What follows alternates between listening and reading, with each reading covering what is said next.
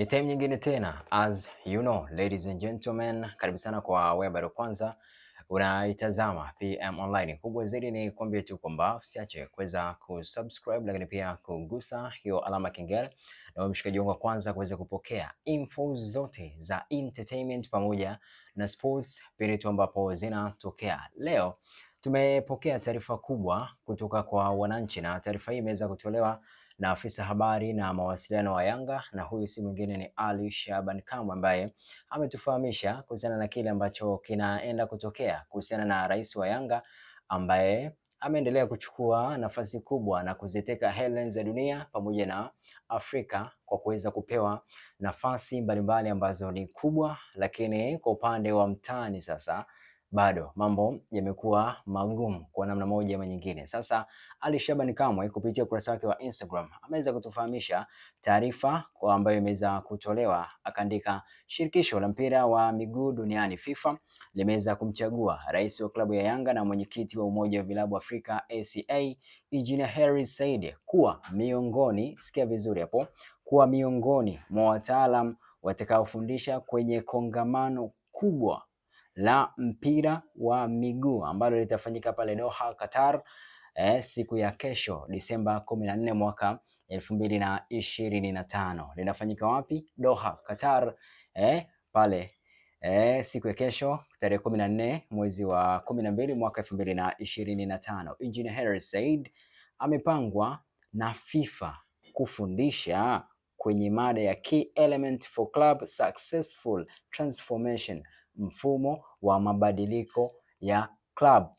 Mfumo wa mabadiliko ya club. Wekundu wa Msimbazi wana struggle nini kwenye kubadilika pale, mambo ya katiba zao sijui nini, kutoka kwenye mfumo wa wanachama kwenda kwenye mfumo sijui nini umo. Sasa miongoni mwa wataalamu wengine wa mpira duniani watakaozungumza kwenye kongamano hilo ni kocha wa zamani wa Arsene Wenger, Roberto Di Matteo, Dennis Wise, Alexander Pato, Eric Abilal na wengineo kibao. Low battery. Please charge. Mwana ashatoboa Afrika na duniani kwa mazee. Engineer Hersi Said ndiye mtaalamu pekee wa mpira kutoka Afrika aliyepata nafasi ya kufundisha kwenye kongamano hilo.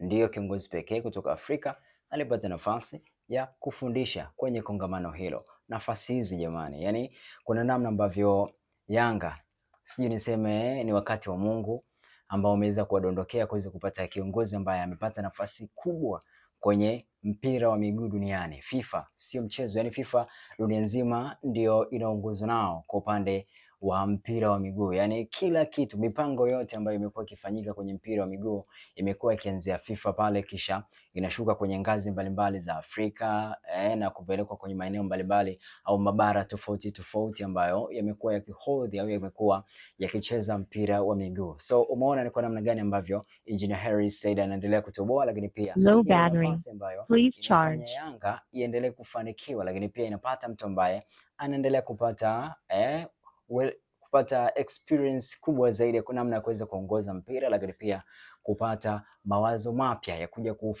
kupandikiza kwenye mpira wetu ambao umekuwa ukistruggle kwenye maeneo mbalimbali, kutoka kwenye transformation, lakini pia kwenye namna ya uendeshaji. So Yanga wametoboa sana by the way. Mimi ni official PM_it's PM short, ni follow pale Instagram kwa jina hilo, Twitter pamoja na Twitter, lakini pia kwa upande wa YouTube usiache kuweza kusubscribe pamoja na kugusa hiyo alama ya kengele. Till next time.